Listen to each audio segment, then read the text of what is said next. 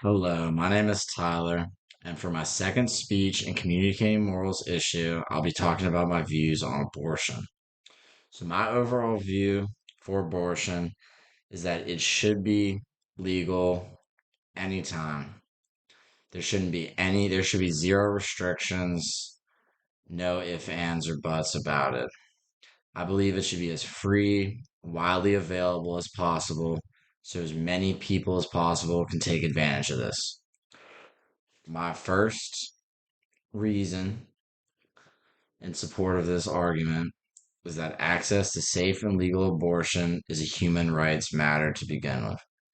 Denying women access to an abortion would be a form of discrimination.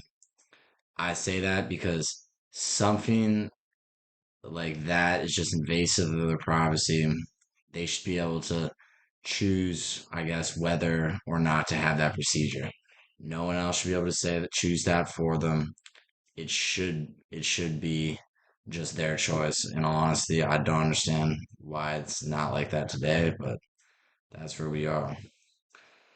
The consequences of restricting, banning abortion access include like I guess the first consequence is just a slippery slope. Banning a human rights banning like a human right like abortion can lead to other human rights being abused. People might not raise their eyebrows if that's the first step. And it infringes on the power of your reproductive rights. This should be something that should just be left up for the women to decide, as I've already said. So my second point in support of my argument is that legal restrictions on abortion often result in more illegal abortions.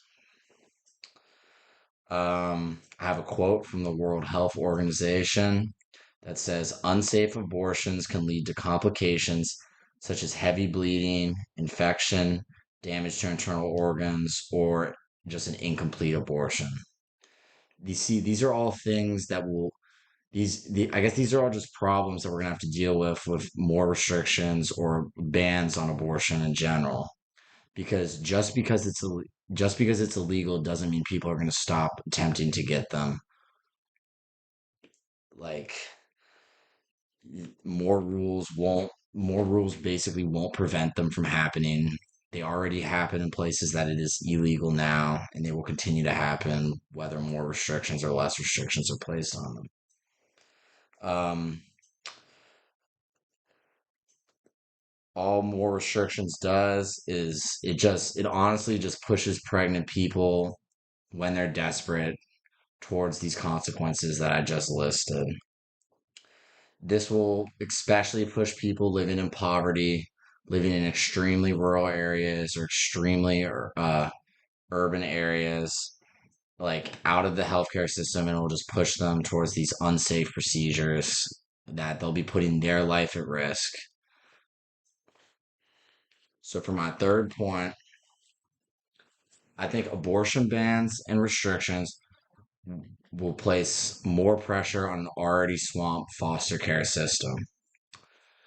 Something I can see happen if abortions are restricted more or banned is instead of people getting an abortion because they don't have the ability to take care of the child, they will either just put the child up for adoption or they will attempt to raise the child in a less than ideal situation. Could be poverty, could be any other situation, just something that's less than ideal, and they could get their child taken away by CPS, Child Protective Services, and then the child will just be placed in the foster care system. Um, our foster care system is already swamped with people. Raising children in poverty and low income households is difficult.